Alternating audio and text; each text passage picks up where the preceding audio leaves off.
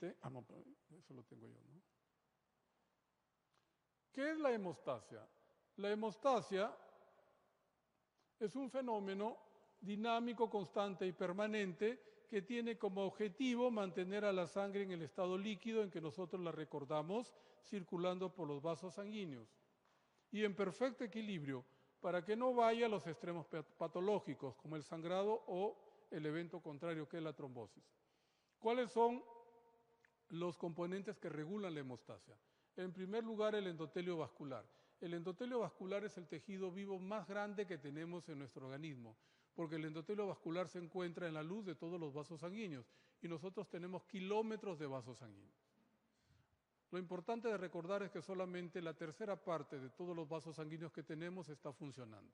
Las 2/3 partes están esperando su oportunidad. ¿Cuándo les llega la oportunidad? Cuando hay un fenómeno trombótico, por ejemplo, y están las colaterales, ¿no es cierto?, para que ese tejido no se muera. Si no, no podríamos soportar un infarto. Después está el mal llamado elemento celular, que está representado por la plaqueta. La plaqueta no es célula porque no tiene núcleo. Y por último está el sistema proteico, que tiene 3 componentes. Procoagulante, la cascada de la coagulación. Su objetivo es formar la fibrina para darle estabilidad al coágulo plaquetario. Segundo, los anticoagulantes naturales. Son sustancias que impiden la coagulación para mantener en equilibrio el sistema. Y tercero, el sistema fibrinolítico, que está representado por el plasminógeno. ¿Qué hace el plasminógeno? Se activa y rompe la malla de fibrina que se ha formado cuando ha habido una lesión en el endotelio vascular para que la sangre fluya otra vez por ese territorio que no está pasando porque se ha taponado con un coágulo. Esos son los 3 sistemas proteicos. Entonces, repito, los sistemas proteicos son 3. Los factores de coagulación o la cascada de la coagulación, los anticoagulantes naturales y el plasminógeno que tiene como función destruir al coágulo una vez que se reparó el endotelio vascular que ha sido lesionado. Entonces, esta es la luz vascular, este es el endotelio y esto se llama triada de Virchow. La triada de Virchow es el fenómeno por el cual se ocasiona un fenómeno trombótico. Y el factor más importante es siempre el daño endotelial. ¿Cuál es la respuesta natural al daño endotelial? La adhesión plaquetaria y la agregación plaquetaria. Entonces, esta es una plaqueta que está inactiva. La plaqueta inactiva tiene forma de disco. Cuando la plaqueta se activa, emite pseudópodos, se torna redondo y con los pseudópodos que ha emitido se pega al endotelio vascular. ¿Quién le permite adherirse al endotelio vascular? 2 proteínas. Una proteína que está en la membrana plaquetaria, que es el receptor plaquetario 1B, y el factor von Willebrand, que está en nuestra sangre. Entonces, el von Willebrand y el 1B median la adhesión plaquetaria.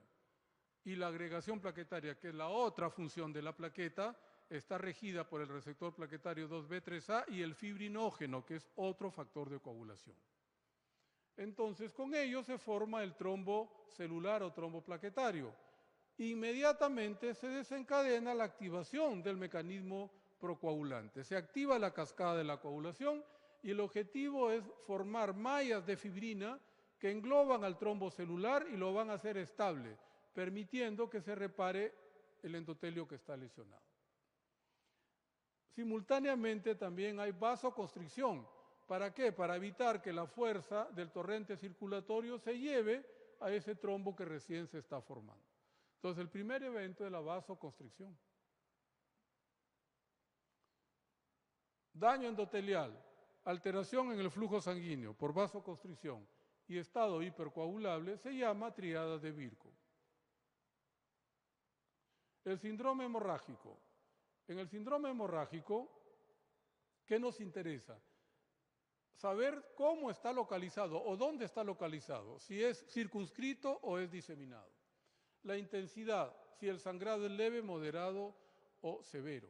La edad de inicio, por ejemplo, si es un PTI de niño, en los menores de 5 años, en menores de 10 años, perdón, en el 95% se va a curar y nunca más va a tener otro episodio. En cambio, si se presenta en mayores, solamente un 20% se cura, el 80% se hace crónico y terminan en esplenectomía. Entonces, la edad es importantísima para el PTI. Ver si hubo una circunstancia asociada, por ejemplo, si hubo fiebre o no hubo fiebre. Si hay historia familiar para determinar si el cuadro es adquirido o congénito, si coincidió con el consumo de algún medicamento y de hecho descartar otra patología. Por ejemplo, un hepatópata, un cirrótico no produce factores de coagulación, por lo tanto su von Willebrand estará bajo, su factor 8 estará bajo y su hemostasia será mala. ¿Qué hace? Sangra. La insuficiencia renal. En la insuficiencia renal hay una alteración en la función de las plaquetas.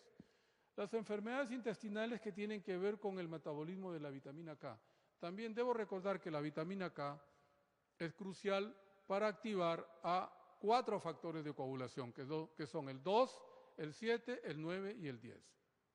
Esos 4 factores de coagulación son vitamina K dependientes. Después, si estoy frente a una enfermedad hematológica, como en una leucemia, que no hay plaquetas, porque los blastos han invadido toda la médula y han disminuido a los glóbulos rojos y por eso se presenta la anemia, y a las plaquetas, por eso se presenta el sangrado. Si coincide con fiebre, para ver si es un cuadro inmunológico o no, como sucede con las vasculitis, por ejemplo.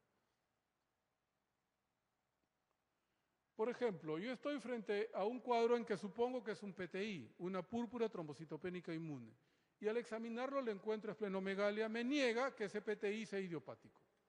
O sea, ya no es el PTI primario, es un PTI secundario. A lo mejor tiene un VIH, a lo mejor tiene una leucemia linfática crónica, o a lo mejor tiene una brucela, y eso me está ocasionando la destrucción de las plaquetas. Entonces, el PTI idiopático debe ir sin esplenomegalia. El tipo de sangrado. Si el tipo de sangrado es mucocutáneo, el factor de coagulación que está alterado es la plaqueta. En cambio, si es hematoma y hemartrosis, el factor que está involucrado es una proteína. Por ejemplo, la hemofilia. La hemofilia es una coagulopatía, porque lo que se altera es una proteína que es el factor 8 o el factor 9.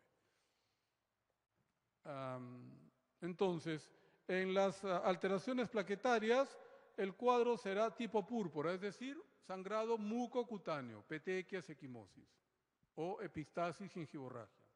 En cambio, si es una coagulopatía, un factor de coagulación, lo más frecuente es que hayan hematomas y hemartrosis. Ejemplo, la hemofilia.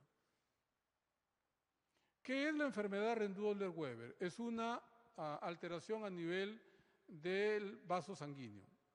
El vaso sanguíneo no tiene capa muscular en esta enfermedad y por lo tanto es friable, se rompe y por eso se ocasiona el sangrado. Entonces es un defecto anatómico.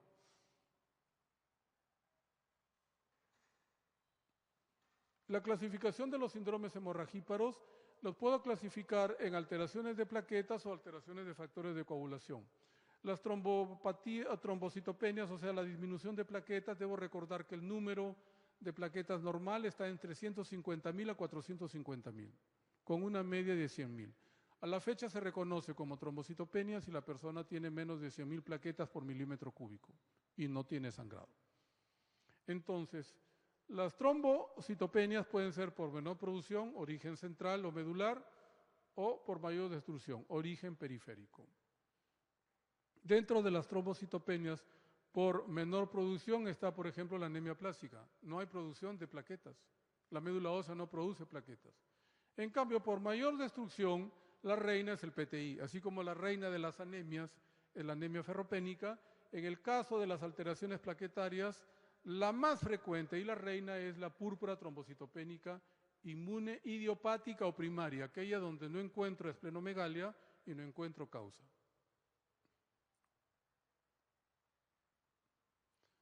Las alteraciones plaquetarias en contra, más bien las trombocitosis.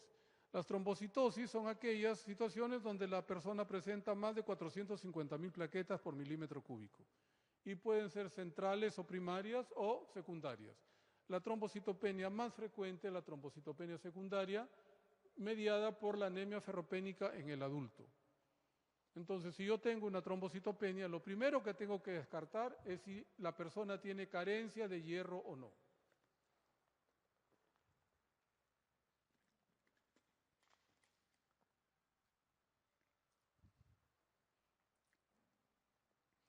Las alteraciones plaquetarias de calidad se llaman trombocitopatías. O sea, puede estar alterado el número, pero más alterada está la calidad de la plaqueta. Y pueden ser de tipo congénito, heredadas o adquiridas. Siempre la patología adquirida será más frecuente que la patología congénita o heredada. Dentro de las heredadas tenemos como frecuentes a la trombastenia de Glassman, en donde la plaqueta no tiene el receptor 2B3A, que media la agregación plaquetaria. Y el síndrome de Bernard-Soulier, donde no está el receptor 1B, que interactúa con el von Willebrand y media la adhesión de la plaqueta.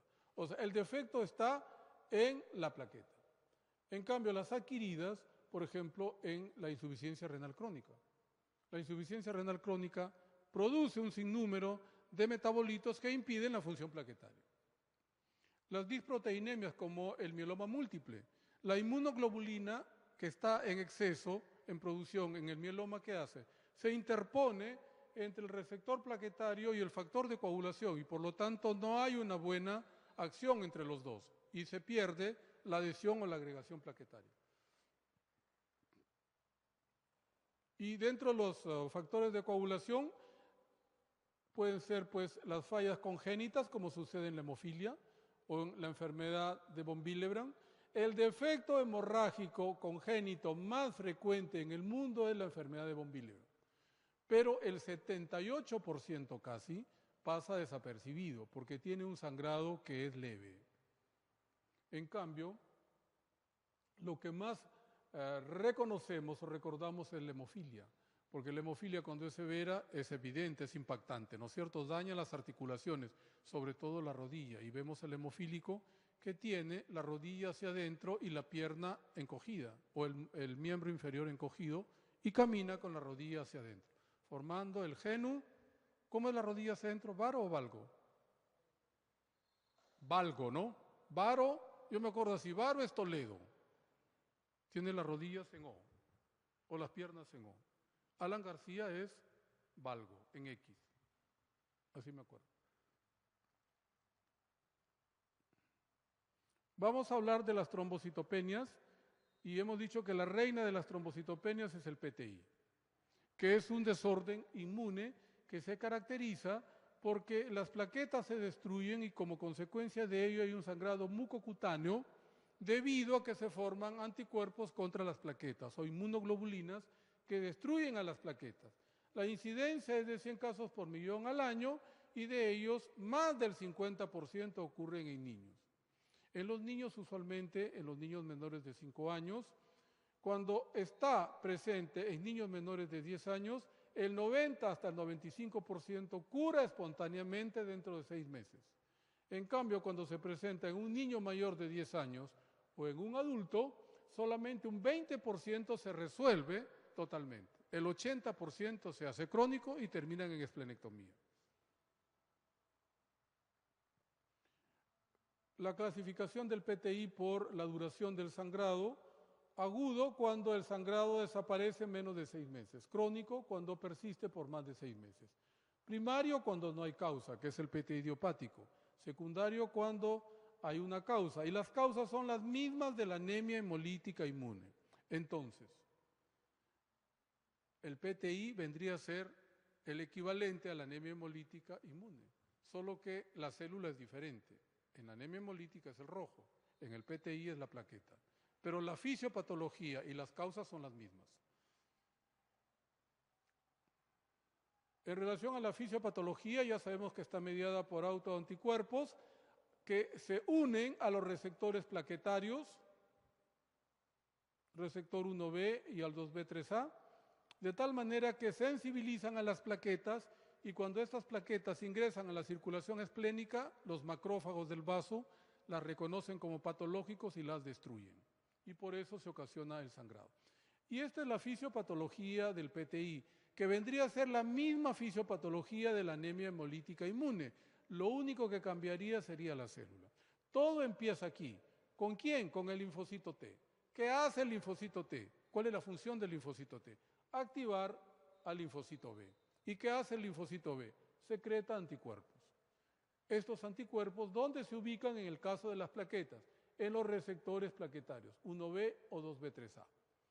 sensibilizan a las plaquetas, estas plaquetas que son anormales porque tienen un complejo inmune, entran a la circulación esplénica y los macrófagos esplénicos las reconocen como patológicas y las destruyen.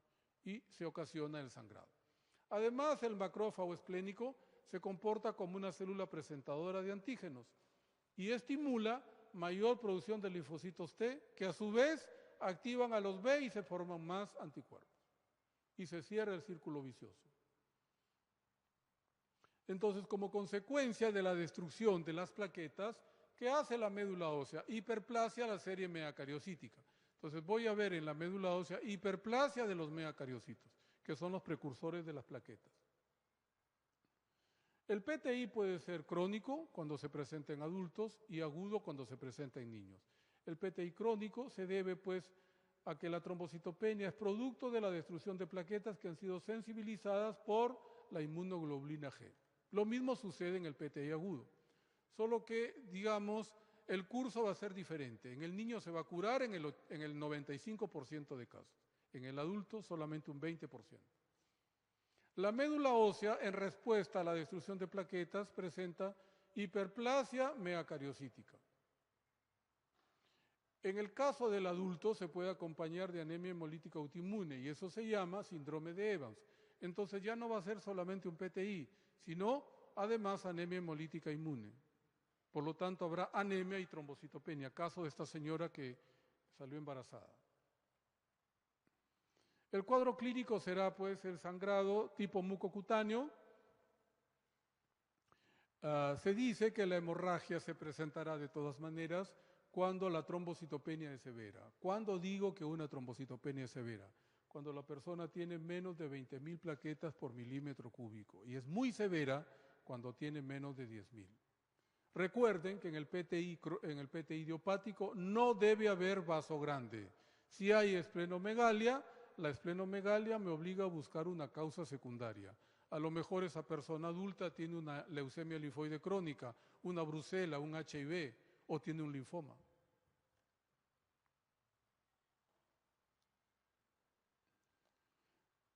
¿Cómo hago el diagnóstico? En hematología los diagnósticos son desafortunadamente por laboratorio. Entonces, ¿qué voy a encontrar? En el hemograma trombocitopenia. Y cuando evalúo la coagulación, voy a encontrar que la primera fase de coagulación, que es la fase celular o plaquetaria, es la única que va a estar alterada. Entonces, el tiempo de sangría, también llamado tiempo de hemorragia o tiempo de sangrado, estará prolongado, porque ello evalúa número y función de plaquetas, igual que la retracción de coágulo. También la retracción de coágulo evalúa número y función de plaquetas. La retracción de coágulo debe ser total a la hora de haber sido extraída la sangre. Si sigue diluida, es decir, no se ha formado el coágulo, hay una mala función plaquetaria, ya sea en el número o en la calidad de las plaquetas. Recordar que se debe pues a la presencia de anticuerpos antiplaquetarios que se pueden dosar o determinar. Los anticuerpos antiplaquetarios, si los encuentro, son altamente específicos. Cuando están positivos me dicen que es un PTI, pero cuando están negativos no lo niegan porque son poco sensibles. Si yo encuentro a un anticuerpo antiplaquetario, me dice ese hallazgo que es un PTI, por lo tanto su valor predictivo positivo es muy alto, casi del 90%. Pero si no lo encuentro, no lo niega. ¿Qué voy a encontrar en el hemograma? En el hemograma voy a encontrar que hay trombocitopenia.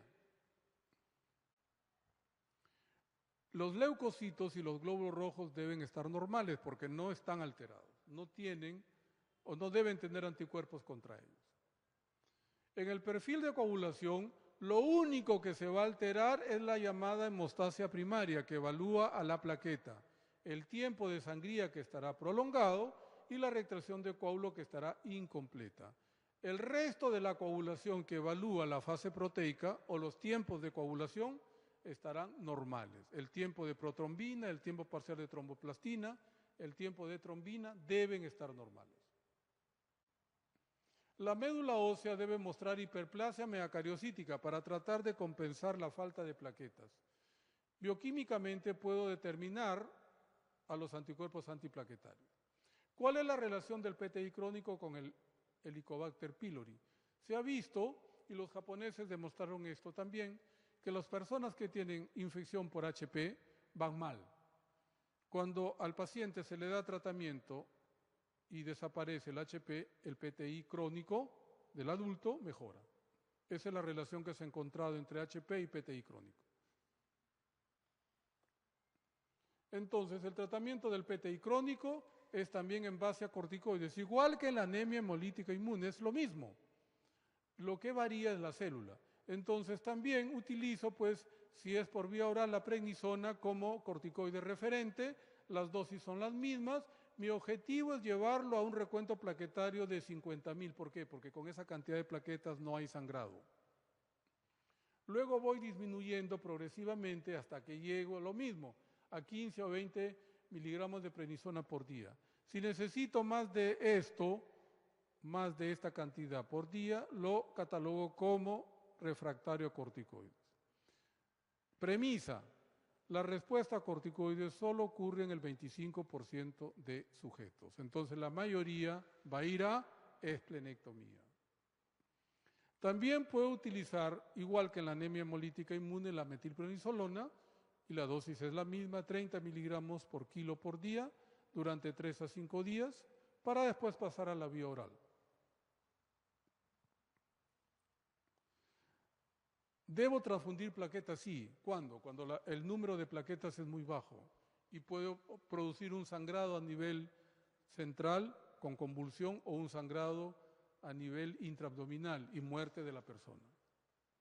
Entonces, debo recordar que un paquete de plaquetas es lo que se obtiene de la donación de una bolsa de sangre, y una unidad de plaquetas tiene en promedio 10.000 plaquetas.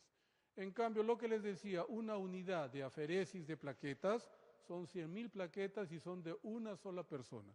¿Cuáles son las condiciones que debe cumplir una persona para ser donante de aferesis de plaquetas? Primero, varón. ¿Por qué? Porque los varones tenemos las venas gruesas y se necesita una buena vena, porque el catéter es bastante grueso. Y segundo, que es lo más importante, debe tener más de 200.000 plaquetas por milímetro cúbico, porque le voy a retirar 100.000.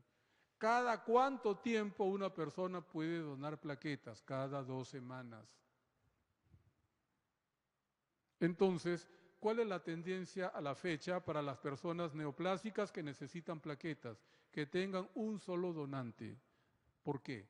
Porque lo va a aloinmunizar menos, porque las plaquetas que van a recibir van a ser siempre de la misma persona.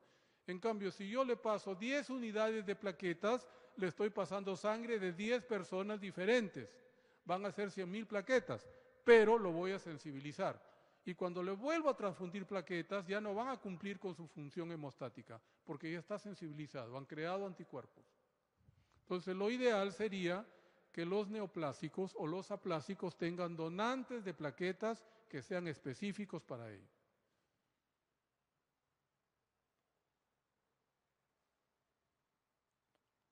También, como parte del tratamiento, está pues el uso de la gamma globulina intravenosa. La gamma globulina intravenosa se utiliza en los casos, entre comillas, de emergencia. Por ejemplo, si voy a entrar a una esplenectomía y quiero que las plaquetas suban rápido. Pero también caen rápido, entonces me sirve para los eventos urgentes.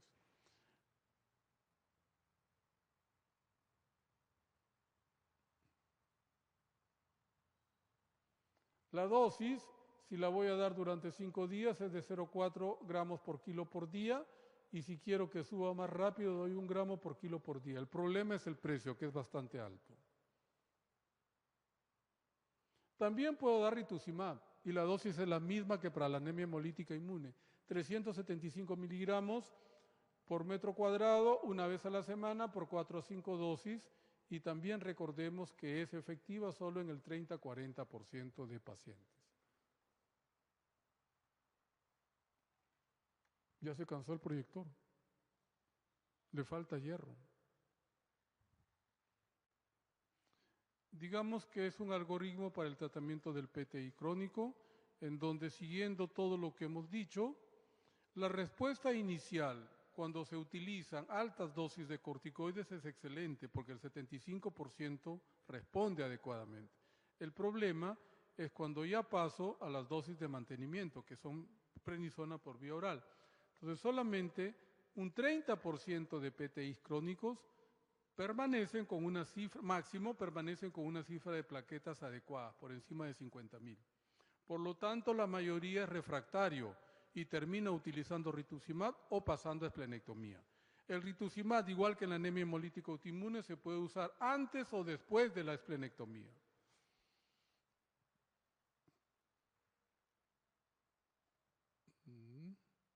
Entonces, la esplenectomía vendría a ser un tratamiento de segunda línea, igual que en la anemia hemolítica inmune, responde hasta en un 70% de casos, no en el 100% de casos.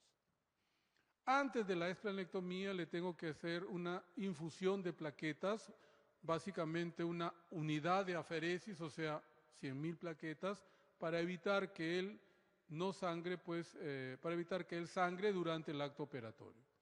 De hecho, debo buscar vasos accesorios, porque si se queda un pequeño vaso es motivo de no control de la enfermedad después de la esplenectomía. Entonces, antes de la esplenectomía tengo que hacerle una tomografía con contraste para buscar vasos accesorios. Y así no los encuentre, le debo recordar a los cirujanos, porque los cirujanos no piensan, que debe buscar vasos accesorios durante el acto operatorio. A veces están en el paquete vasculonervioso y no se notan.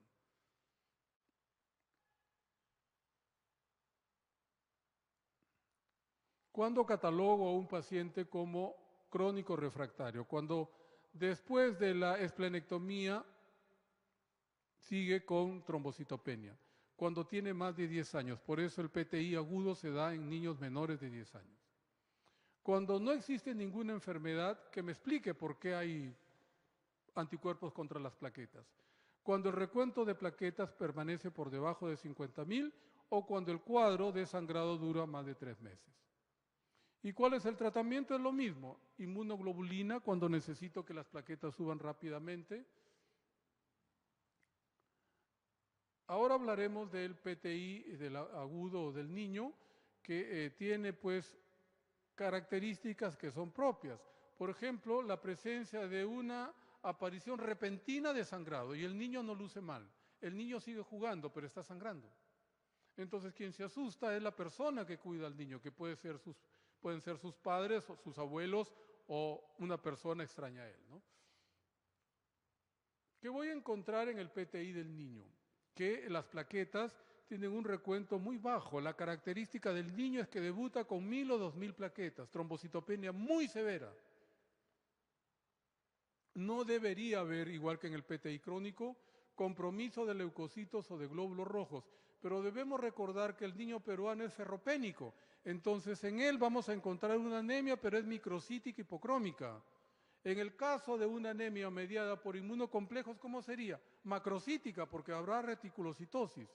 Por lo tanto, si hay anemia, debo asegurarme que esa anemia sea ferropénica. La médula ósea, que en el niño no se estudia, es muy difícil o muy raro que se estudie la médula ósea en el niño, debe mostrar lo mismo que el adulto, hiperplasia megacariocítica. El perfil de coagulación debe estar normal en la fase proteica, solamente se debe alterar, como en el adulto, la primera fase o fase plaquetaria, es decir, el tiempo de sangría y la retracción de coágulo. Al niño sí obligatoriamente le debo pedir anticuerpos antiplaquetarios. ¿Para qué? Para evitar el estudio de la médula ósea. En cambio, un adulto es más sencillo realizarle, o más frecuente, se le practica un aspirado medular. ¿Cuáles son los criterios de mal pronóstico en el niño? Que el cuadro de sangrado dure más de un mes. Que el niño sea mayor de 10 años. Ya entra en la población de alto riesgo. Que debute con un recuento plaquetario mayor de 20.000. Hemos dicho que en el caso del niño la trombocitopenia es muy severa. Debuta con 1.000 plaquetas y la máquina que analiza la sangre dice que tiene 0 plaquetas y que sea de sexo femenino. Las mujeres van mal en relación a si comparamos con la evolución de los varones.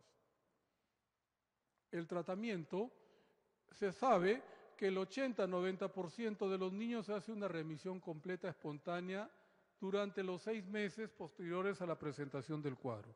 Pero ¿cómo le digo al papá y a la mamá, señor, señora, por favor usted tiene que esperar sentado o no sé, en la posición que usted quiera, que su niño va a depurar los anticuerpos y después va a dejar de sangrar? Lo que ellos quieren es que deje de sangrar, porque ellos ¿qué piensan? Que el chico tiene leucemia. Ese es el pensamiento del padre o de la madre. Entonces, ¿qué hace la mayoría de médicos tratantes? No avanza.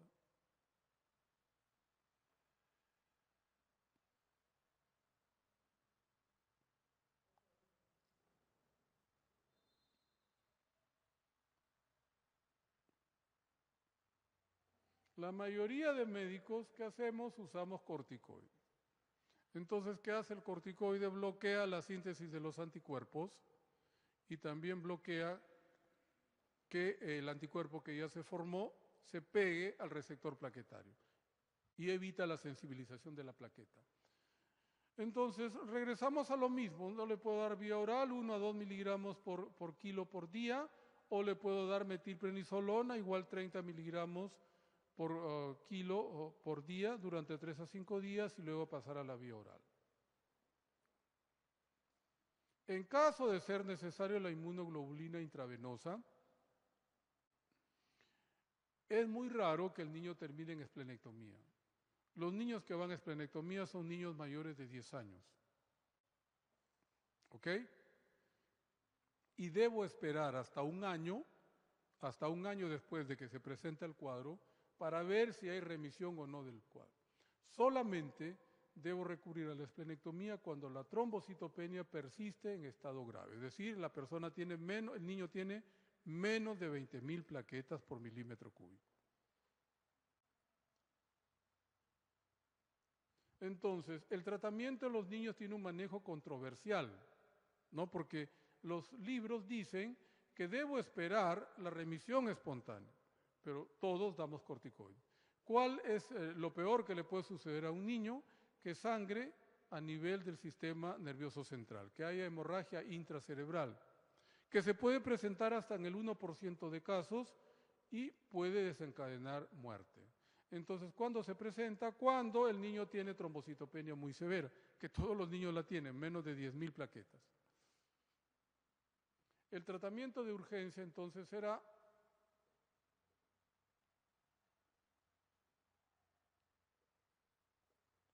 cuando el paciente, que en este caso es un niño, presente cuadro neurológico o haya sangrado a nivel interno de nuestro organismo o deba ser sometido a una cirugía de emergencia. Le puedo dar los pulsos de corticoides o la inmunoglobulina con infusión de plaquetas. ¿Por qué? Porque la plaqueta me va a dar hemostasia inmediata, va a evitar de que la persona sangre. La esplenectomía como la posibilidad más lejana y la plasmaferesis más lejana aún todavía. La esplenectomía en los adultos, en las 2/3 partes de los adultos funciona, lo mismo sucede con los niños mayores de 10 años, ¿no? Porque se toman como si fueran adultos. Pero debo pensar en esto, no en asepsis post-esplenectomía. Entonces, ¿qué debo hacer con una persona, sea niño o adulto, que va a ir a esplenectomía? Primero, que lo debo vacunar contra el neumococo antes de la intervención quirúrgica. Y luego que le debo dar la penicilina de depósito 2 veces al año.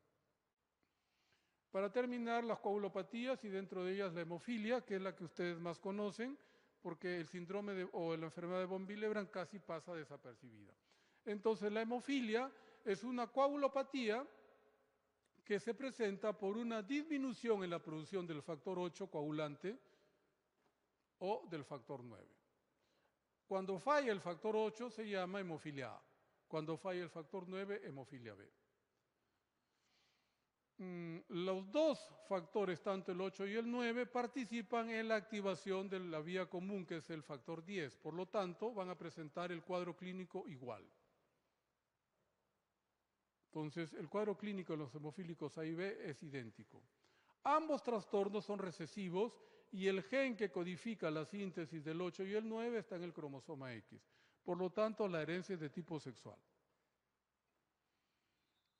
Podríamos decir que de 100 pacientes con hemofilia, 80 a 85 van a ser de tipo A y solamente un 15 a 20% son B. De tal manera que la hemofilia A se llama hemofilia clásica porque es más frecuente que la B.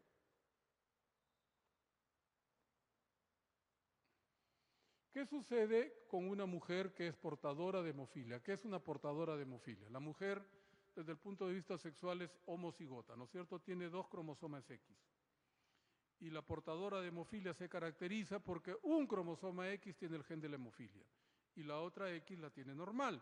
Entonces, cada vez que se embaraza, tiene las mismas posibilidades de dar a luz una niña normal, una niña portadora, un niño hemofílico o un niño normal.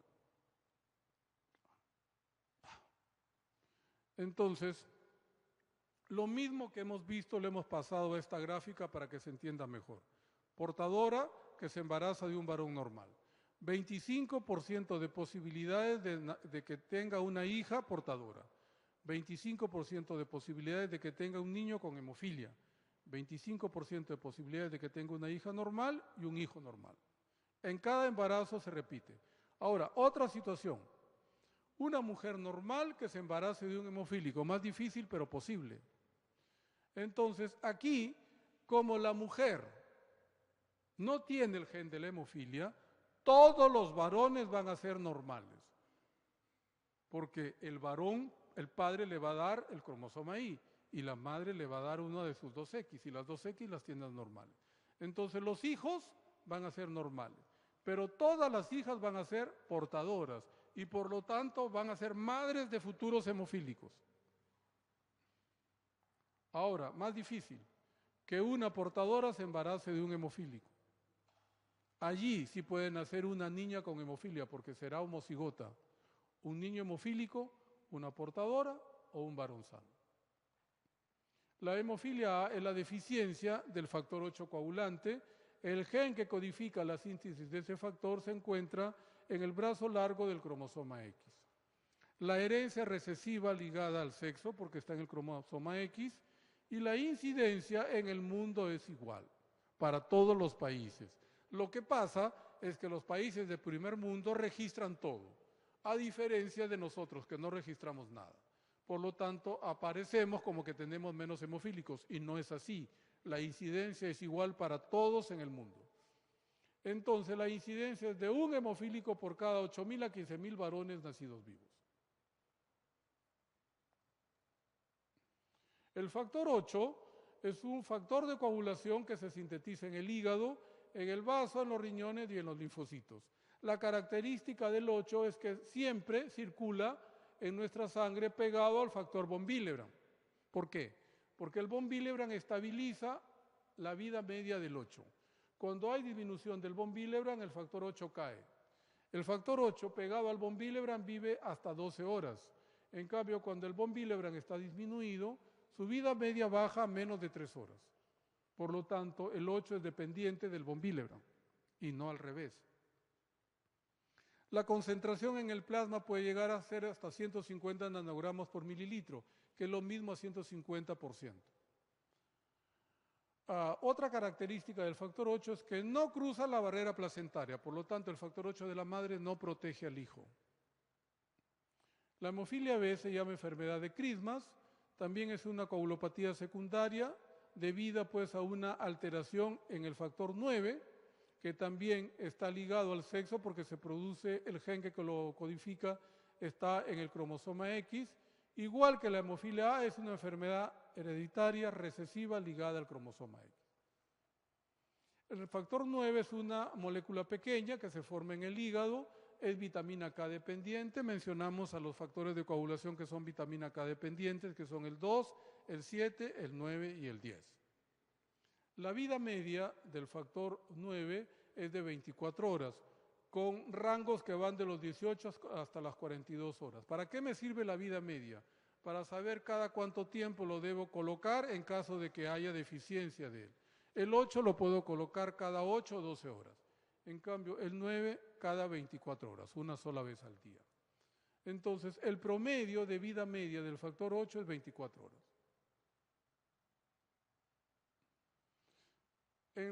Para estudiar a las portadoras, según las guías de hemofilia mundial, se dice que tengo que recurrir a la biología molecular para detectar el error o el daño que se ha producido en el cromosoma X.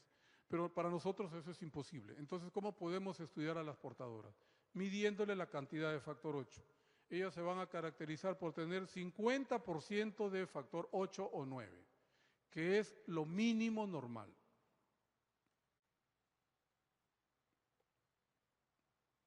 En relación al laboratorio, los dos tipos de hemofilia impactan sobre el TPT. ¿Por qué? Porque el TPT mide la vía intrínseca de la coagulación y tanto el 8 como el 9 participan en la vía intrínseca de la coagulación y su función ya hemos dicho que es activar al 10. Además, cuando el TPT está prolongado y le agrego plasma normal, se corrige. ¿Por qué? Porque el plasma normal le está dando lo que él no tiene, que es factor 8 o 9. En cambio, los que tienen anticuerpos no corrigen. Entonces, esto se llama prueba de mezcla. Hagamos un ejemplo y vamos a poner a 3 personas. La doctora que está proyectando, yo y la otra doctora que está de blusa oscura, que no veo por la oscuridad si es negra o azul. A los 3 estamos en camillas de emergencia y nos van a operar de apéndice. Entonces nos hacen pruebas de coagulación. A la doctora que está proyectando polo verde, le sale su TPT normal, 34/34. A la doctora de oscuro y a mí nos sale 90/34. Tenemos el TPT prolongado. Tenemos que hacer la prueba de mezcla. Entonces, ¿en qué consiste la prueba de mezcla? En mezclar plasma. Digamos que si se necesitan 100 microlitros de plasma para hacer el TPT, tomarán 50 microlitros del plasma de ella que está normal, con 50 microlitros de ella que está patológico, porque está prolongado.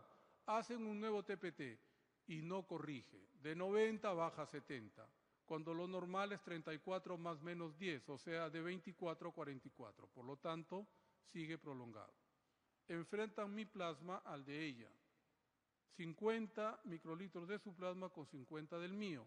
Hacen un nuevo TPT y yo de 90 paso a 34. He corregido. Yo soy hemofílico porque mi plasma corrige cuando me agregan plasma de una persona normal. Ella tiene un síndrome antifosfolipídico porque no corrige, por lo tanto tiene un anticuerpo. Para eso sirve la corrección o la prueba de mezcla o corrección con plasma normal, para una emergencia. ¿Por qué? Porque ¿qué me van a dar a mí? A mí, para que yo no sangre durante el acto operatorio, me van a dar plasma fresco congelado, que tiene todos los factores de coagulación. A ella, más bien, le tienen que dar una heparina de bajo peso molecular para que no haga trombosis, porque ella tiene un anticuerpo. Entonces, nos van a ayudar en el sentido de evitar una complicación. Yo, como soy hemofílico, voy a sangrar. Ella, como tiene un síndrome antifosfolipídico, va a ser un cuadro trombótico si es que no se le pone la heparina de bajo peso molecular antes de la intervención. Para eso sirve la prueba de mezcla. Si corrige, es hemofilia o deficiencia de factor. Si no corrige, es un síndrome antifosfolipídico o un anticuerpo. En el caso de la hemofilia, corrige con plasma normal. Entonces, los hemofílicos A tienen deficiencia del 8, los hemofílicos B deficiencia del 9. Los valores normales de concentración de factor 8 o 9 van de 50 a 150. Hemos dicho que las portadoras tienen el mínimo normal, 50%. La mayoría de personas debemos tener 100% de factor 8 o 9. ¿Qué es la unidad de factor? Es la cantidad de factor 8 o 9 que se encuentra en 1 mililitro de plasma. 1 mililitro de plasma tiene 2% de factor 8 y 1% de 9. ¿Para qué me sirve? Para hacer el cálculo cuando voy a dar el tratamiento en el caso del sangrado.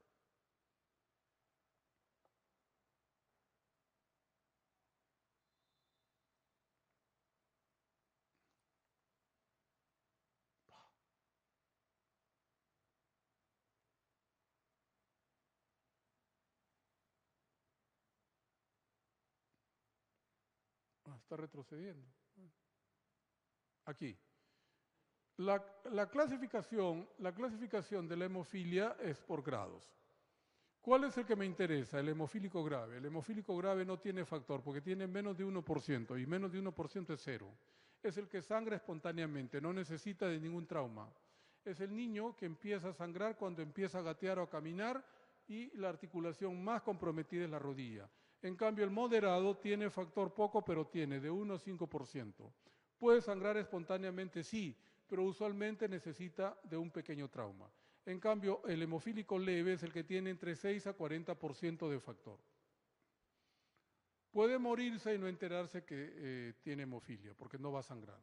Entonces, ¿cómo hago el diagnóstico de un hemofílico leve? Porque por alguna razón le hago pruebas de coagulación y voy a ver que prolonga el TPT. Lo corrijo con plasma normal y corrige, por lo tanto le falta factor. Le doso el factor 8 y lo encuentro dentro de este rango, es hemofílico leve. ¿Quién es mi problema? El grave, porque el grave sangra constantemente. Entonces, premisa, para que la hemostasia sea normal, todos los factores de coagulación deben estar por lo menos en 30%. Con ello no hay sangrado. Puede prolongarse los tiempos de coagulación, pero no hay sangrado clínico. Por lo tanto, es a lo mínimo que lo debo llevar. Ya habíamos dicho que las mujeres portadoras tienen 50% de factor 8 o 9. Se hereda tanto el tipo de hemofilia como la severidad de ella. Y a partir de la década del 90 se ha descubierto que hay hemofilias que son nuevas, o sea, que no tienen antecedentes familiares. Y eso se llama mutación espontánea. Es decir, que aparecen alteraciones en los genes del cromosoma 8 nuevos. Y a partir de ellos empieza una nueva generación de hemofílicos, que no es despreciable porque son hasta el 30% de casos. Entonces, ¿cuál es la clínica de la hemofilia? Lo más frecuente es el sangrado a nivel articular, las articulaciones. Y la articulación más comprometida es siempre la rodilla. ¿Por qué? Porque la rodilla nos permite primero estar de pie y luego caminar con la flexión de la rodilla. Entonces, la consecuencia será una artropatía hemofílica crónica, que es una artrosis, destrucción del cartílago articular, con la pierna encogida y la rodilla hacia adentro. Esa es la característica de la pierna del hemofílico. Después pueden haber hematomas intramusculares. Los más graves son aquellos que se producen a nivel de psoas. Cualquier hematoma intramuscular puede producir como complicación un síndrome de compartimiento. ¿Qué es un síndrome compartimental? Supongamos que yo tengo un sangrado a nivel del brazo. El hematoma va disecando la aponeurosis y va presionando el nervio que inerva ese músculo. Si en 24 o 48 horas yo no le soluciono el problema de sangrado, la persona puede venir con la mano así, contraída y en garra, debido a la compresión del nervio, que mata al nervio. Entonces, el cuadro más grave de un hematoma es el síndrome compartimental, en donde tengo 48 horas para solucionarlo, si no, ya puede haber secuela. Otro tipo de hemorragia que es grave es el sangrado del sistema nervioso central, que se presentan hasta el 20% de hemofílicos graves y es la causa más común de muerte. También puede haber hemorragia retroperitoneal y retrofaringe. Imagínense un hematoma en la retrofaringe. La persona se asfixia, tengo que actuar rápidamente. Una complicación frecuente es la hematuria, pero que no tiene ninguna repercusión. Debo recordar que en la hematuria no es prioritario darle factor. ¿Por qué? Porque si yo le doy factor se van a formar coágulos dentro de la uretra, en el caso del varón y también de la mujer. ¿Y qué voy a ocasionar? Coágulos. Entonces, más bien va a haber retención urinaria. Entonces, ¿qué debo hacer con un paciente hemofílico que tiene hematuria? Darle líquido para que orine constantemente y darle pequeñas dosis de factor. No debo corregir totalmente el factor. Son dos diapositivas que muestran las articulaciones más comprometidas y también los lugares donde se producen los sangrados más importantes, ¿no? Y acá lo que se trata de ilustrar es el síndrome del compartimiento con contracción, pues, o con compromiso de la aponeurosis a través del hematoma que hace que el brazo se contraiga. En relación al tratamiento, las medidas generales es que en todos los hemofílicos están proscritos los antiagregantes, por ejemplo la aspirina, así como las inyecciones intramusculares, porque lo puede ocasionar un hematoma. Lo ideal sería darle tratamiento profiláctico, es decir, evitar que el niño sangre. Pero en el Perú no se da, ¿por qué? Por el alto costo del factor que viene como medicamento. El tratamiento de la hemofilia leve o moderada es con desmopresina. ¿Qué es la desmopresina? Es un derivado de la vasopresina, que se caracteriza porque se puede utilizar por vía inhalatoria, como si fuera un spray, o por vía intravenosa. Entonces, ¿qué hace la desmopresina? Permite que nuestro organismo aumente la concentración temporalmente del factor 8 y del factor von Willebrand entre 3 a 5 veces su basal. Por lo tanto, se utilizará en la hemofilia moderada o leve, pero no en la severa, porque en la severa hay 0 de factor, menos de 1%. Entonces, 0 por 5 veces sigue siendo 0. Entonces, no tiene utilidad en la hemofilia severa. El tratamiento ideal es el concentrado de factor, que es el mejor tratamiento. En la actualidad se cuenta con un factor recombinante humano, o sea, es de origen sintético, hecho por ingeniería genética.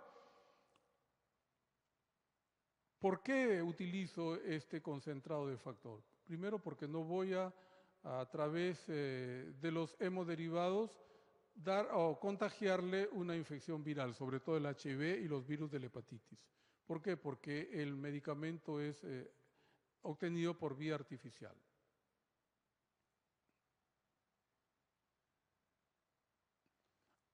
Y esto es una tabla importantísima porque me dice hacia dónde debo llevar la cantidad de factor en caso de los diferentes tipos de sangrado. Entonces, cuando tengo un hematoma intramuscular, lo debo llevar a 50%. Cuando tengo hemorragia del sistema nervioso central, retroperitoneo, retrofaringe, que compromete la vida, 100%. Lo más común son las hemartrosis, por lo tanto lo debo llevar solo a 30%. Y cuando el niño va a entrar a una cirugía, o la persona va a entrar a una cirugía, a 100% de factor. Entonces, hagamos un ejemplo. Debo recordar que la hemofilia más frecuente es la hemofilia A, por lo tanto deficiencia de 8, y que lo mínimo para que no haya sangrado es 30%. Debo recordar que el factor 8 vive entre 8 a 12 horas, por lo tanto se debe administrar 3 o 2 veces al día, y que una unidad de 8 aumenta la concentración en 1 mililitro de plasma en 2%.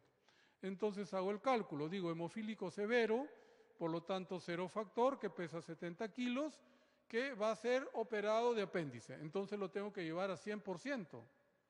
Digo, el factor a donde yo lo quiero llevar es el factor ideal, menos el factor que el paciente tiene, multiplicado por su peso en kilos. Entonces, 100, que es mi objetivo, menos 0 por 70, que es su peso. ¿Y por qué divido entre 2? Por esto. Porque una unidad de factor 8 aumenta la concentración en plasma en 2%. Por eso divido entre 2. Entonces, calculo la cantidad de factor que voy a dar por cada dosis. Entonces, voy a darle 3.500 unidades cada 8 o 12 horas. Y con eso el paciente no debe sangrar. El problema es el costo, que una unidad de factor 8 cuesta un sol. Entonces, si yo le doy cada 8 horas, le estoy dando 7.500 soles diarios. Y si es una cirugía, debe recibir por 10 días. Entonces, 7.500 por 10, mínimo. Para la hemofilia B, sabemos que vive en promedio 24 horas y que una unidad de factor 9 eleva en 1% su valor plasmático. Por lo tanto, el cálculo es igual.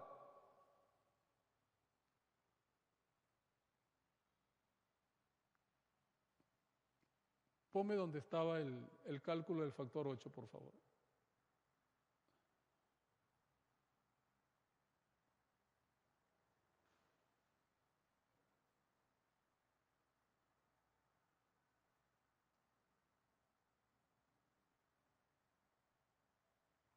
la anterior, aquí. Entonces, para el factor 9, utilizo la misma fórmula.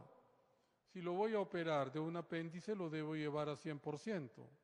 Como él tiene 0, 100 menos 0 es 100, multiplicado por su peso, que serán 70 kilos, pero no divide entre 2. ¿Por qué? Porque una unidad de 9 eleva solamente en 1% la concentración del factor 9 en el plasma. Entonces serán 7.000 unidades que le voy a aplicar cada 24 horas, porque sabemos que vive 24 horas. Pero el problema es que el factor 9 cuesta 3 soles por unidad. Entonces son 21.000 soles por día, por 10 días. Son 210.000 soles, ¿no?